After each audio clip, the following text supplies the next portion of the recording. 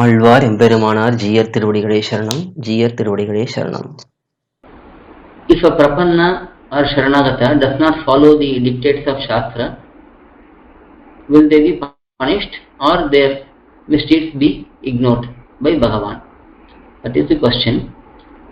First of all, by definition, a prapanna or SaraNAgatha will not knowingly commit any mistakes and will not disobey Shastram. This is by definition.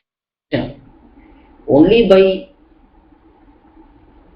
ignorance, only by the connection in this material world, in this samsara, due to this prakriti sambandham, prapanna or SaraNAgatha may commit mistakes and may disobey Shastram. In such cases, there are various scenarios.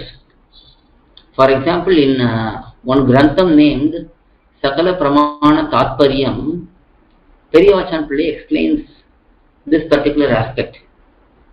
That is, when a prapanna is there, when a SaraNAgatha is there, if he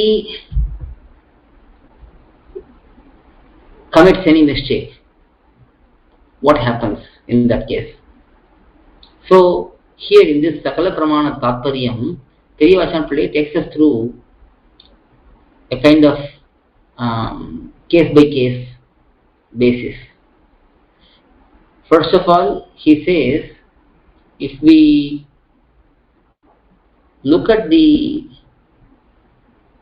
punya or papa done by anyone, any individual, any SaraNAgatha, if a person who is surrendered to Bhagavan, let's say he commits a mistake. Now, there will be different scenarios. If that mistake is done knowingly, then there is different treatment by Bhagavan. If that mistake is done unknowingly, then the treatment is different. If it is done unknowingly, once the prapanna comes to know about that mistake he has done, and if he atones for it, and if he doesn't repeat it, Bhagavan does not do or give any punishment at all, because it was done unknowingly, without his intent. Now, for the mistakes which are done knowingly, again there are a couple of scenarios. After committing that mistake, if that person who committed the mistake, he realizes that mistake, that he has done this mistake, then he can beg for forgiveness from Bhagavan if it is a mistake committed towards Bhagavan, that is violating Shastram, not performing one's duties and so on. So, one can beg forgiveness from Bhagavan, and Bhagavan will mercifully forgive that. If that person who committed the mistake truly realizes that mistake and vows not to repeat that mistake. But if one does not realize that he has committed a mistake and one does not atone for it, then that particular papa, sin, has to be experienced by the person who committed the sin. So if he atones and if he doesn't repeat the sin, then Bhagavan will forgive that. But if he doesn't atone, or he atones but keeps doing the same mistake again and again, Bhagavan will have no other choice than punishing that person. Now, punishing will also be a mercy of Bhagavan, because this is explained by Pelilokacharya in Sri Vachanabhushanam, that even Bhagavan's Nigraham, that is Bhagavan's anger, that is also good for Jivatma, because that will ensure that the Jivatma exhausts the sin which he has committed in this world. So when that sin is exhausted, at least there is no roadblock for the Jivatma to reach Bhagavan. But if that sin is not exhausted by experiencing the result, then that particular sin has to be experienced. The result of that particular sin has to be experienced by the Atma.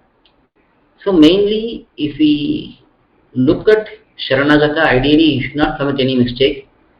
If he commits mistakes repeatedly, then that will bring up a question whether he is a SaraNAgatha or not. Because true SaraNAgatha will not commit mistakes, will not commit any offences.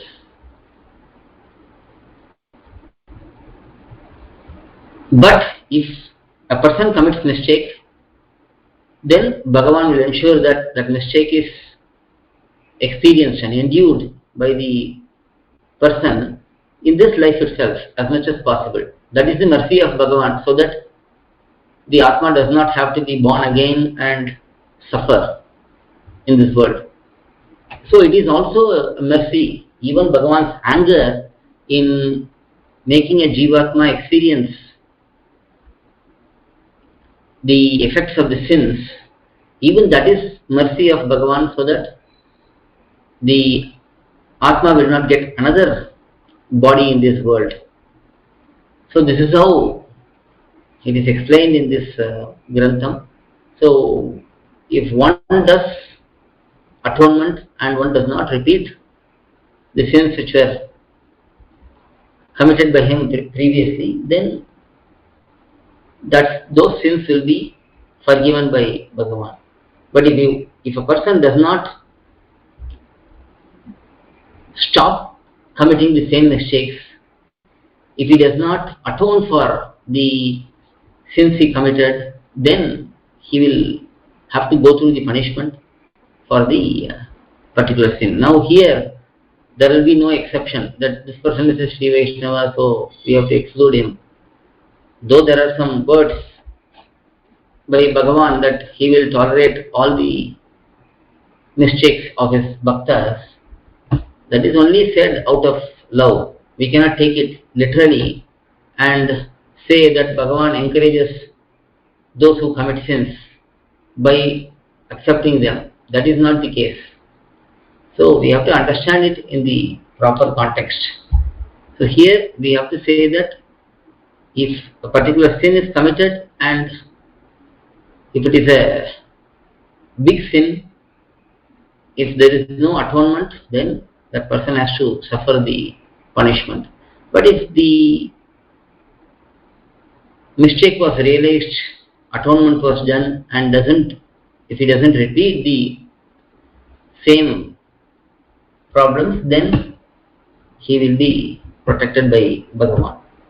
So this is how this concept is explained. Alvar எம்பெருமானார் ஜீயர் திருவடிகளே சரணம். ஜீயர் திருவடிகளே சரணம். To learn such valuable information about our Sri Vaishnava Sampradaya, please download KOYIL, KOYIL app from Google Play Store or Apple App Store. Our website is koyil.org, KOYIL.org.